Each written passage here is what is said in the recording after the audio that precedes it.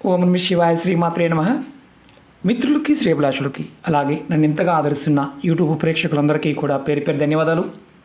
మిత్రులారా, మీ అందరికీ పరాదేవత ఎల్లవెల్లలా మీతో ఉండి మీ మనోవాంఛ నెరవేర్చాలని మనస్ఫూర్తిగా కోరుకుంటున్నాను.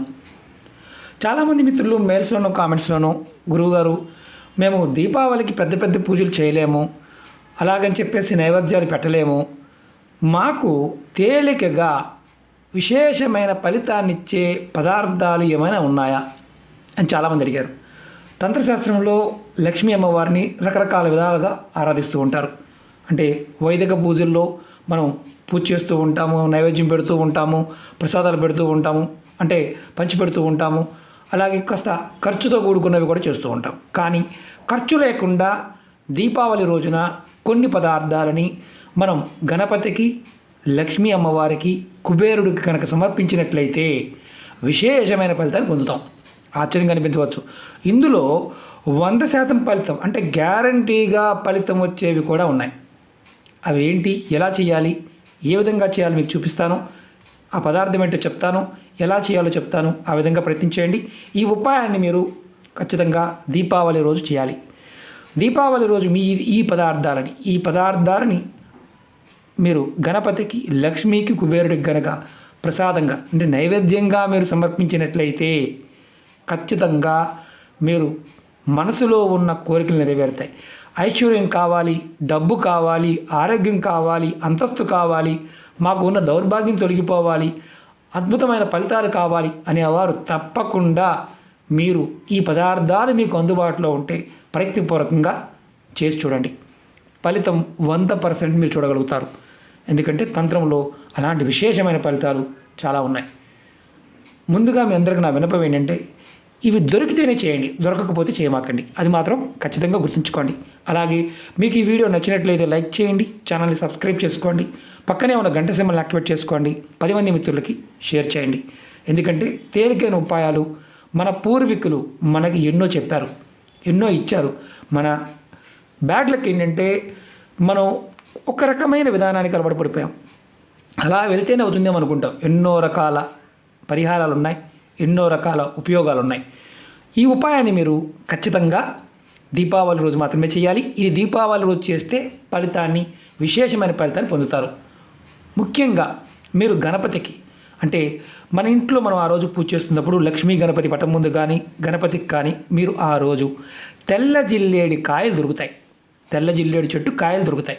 ఆ కాయల్ని గనక మీరు దీపావళి రోజు మీరు గనక గణపతికి సమర్పించినట్లయితే మీకు ధనం అనేది ప్రవాహంలో వస్తుంది. ధనద్వారాలు తెరుచుకుంటాయి, విఘ్నాలు తొలగిపోతాయి. అంటే ఏదైతే అడ్డంకులు వస్తున్నాయో సంపాదనకి, ఆ సంపాదనలో వచ్చే అడ్డంకులు తొలగిపోతాయి. జిల్లేడు కాయలు, అది కూడా తెల్ల జిల్లేడు చెట్టు కాయలు. మనం తెల్ల జిల్లేడు చెట్టు 12 సంవత్సరాలు దాటిన తర్వాత మొదల్లో గణపతి స్వరూపంగా వస్తుంది. ఎలా ఉంటుంది ఏంటంటే మీకు అంతకుముందు వీడియోలో కూడా చెప్పాను. తెల్ల జిల్లేడు కాయలు మీరు దొరికితే ఖచ్చితంగా సమర్పించండి. మామూలు జిల్లేడు కాదు, తెల్ల జిల్లేడు కాయలు. ఇది మొదటిది. రెండవది, మీరు పంచదార చూస్తున్నారు. కుబేరుడికి మనం పంచదార నైవేద్యం పెట్టడం చాలా విశేషమైన ఇష్టం ఆయనకి.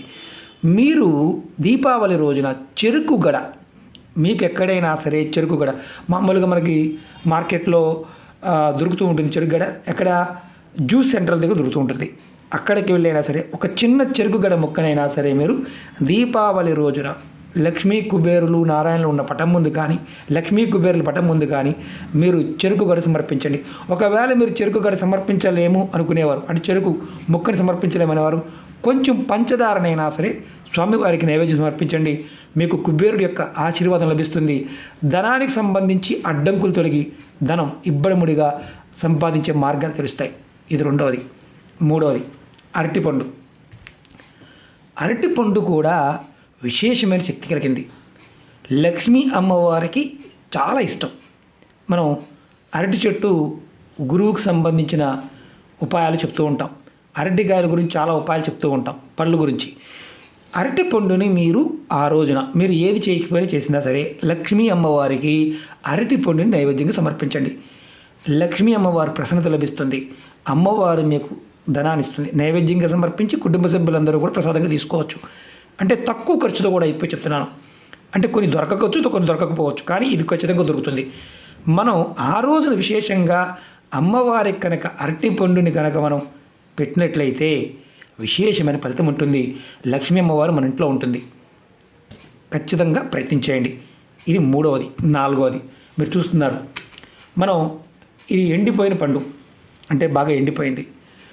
మనం రెగ్యులర్గా శివపూజకి వాడుతుంటాం బిల్వదళం,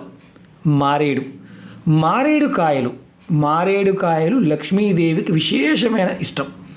మీరు ఎవరైనా సరే మీకు అందుబాటులో ఉంటే ఒక పండైనా పర్వాలేదు, మీకు ఖచ్చితంగా 100% ఫలితం కావాలి అనుకునేవారు 21 మారేడు పళ్ళని దీపావళి రోజున లక్ష్మీ అమ్మవారికి సమర్పించండి, అంటే నైవేద్యంగా పెట్టండి.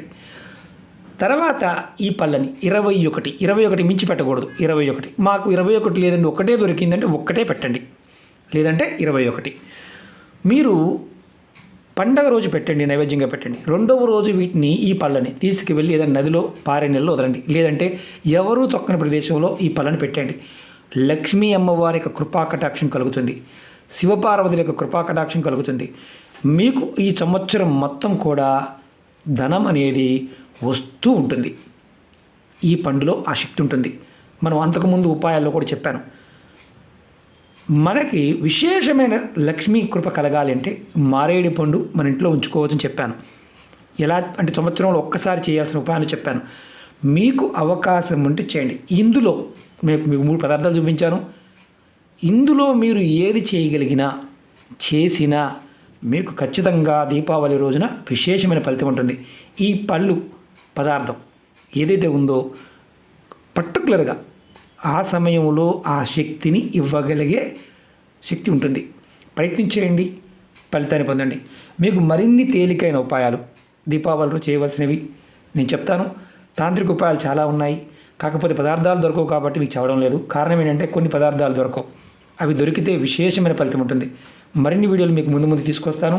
అలాగే మీకు ఈ వీడియో నచ్చినట్లయితే లైక్ చేయండి, ఛానల్ని సబ్స్క్రైబ్ చేసుకోండి, పక్కనే ఉన్న గంట సింబల్ని యాక్టివేట్ చేసుకోండి, 10 మంది మిత్రులకి షేర్ చేయండి.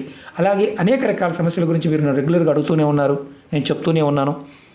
ఛానల్లో ఉన్న వీడియోస్లోకి వెళ్ళండి, లేదా ప్లేలిస్ట్లోకి వెళ్ళండి. దానిలో మీకున్న సమస్యకి మీరు ఏదైతే వీడియోని పూర్తిగా చూడండి, ఏదైతే చేయగలుగుతారో దాన్ని మాత్రమే ప్రయత్నం చేయండి. మీకు పదార్థం దొరకకపోయినా, సమయం చిక్కకపోయినా, వీలు కాకపోయినా చేయవద్దు. నియమ నిబంధనలు బాగుంటాయి కూడా మళ్ళీ చెప్తున్నాను. ఈ ఉపాయానికి నియమ నిబంధనలు నెలసరి ఉన్నవారు చేయకూడదు, అది గుర్తుంచుకోండి. ఏ పూజ చేసినా సరే నెలసరి ఉన్నవారు చేయకూడదు, అది గుర్తుంచుకోండి. ప్రతి ఉపాయంలో కూడా నియమ నిబంధనలు ఏదైనా ఉన్నాయంటే దానిలోనే చెప్తాను. చాలామందికి అనుమానం ఏంటంటే మేము అలా చేయవచ్చా, చేయకూడదని అడుగుతూ ఉంటారు. ఏమి చెప్పలేదని నిర్భయంగా చేయవచ్చు. ఏదైనా నిబంధన ఉంది అంటే ఖచ్చితంగా వీడియోలోనే చెప్తాను. మీరు మళ్ళీ దాని గురించి పదే మీరు అడగవలసిన అవసరం ఉండదు. ఎందుకంటే ఏదైనా సరే 1-2 సార్లు చెప్తాను. చాలామందికి ఈ విషయంలో కూడా బోర్గా ఉంటుంది. కారణం ఏంటంటే అందరు తెలివిగల వాళ్ళు అందరూ ఉండరు, కొంతమంది మాత్రమే ఉంటారు. ఒక 10,000 మంది ఉన్నారనుకోండి, దాంట్లో ఒక 100 మంది మాత్రం తెలివిగల వాళ్ళు ఉంటారు. ఎందుకంటే వాళ్ళకి ఇలా చెప్పగానే అర్థమైపోతుంది. చాలామందికి 1-2 సార్లు చెప్పిన అర్థం కాదు కాబట్టి నేను రిపీట్ చేస్తూ ఉంటాను, అది గుర్తుంచుకోండి. ఓకే మిత్రులారా, ఓం నమః శివాయ, శ్రీమాత్రే నమః.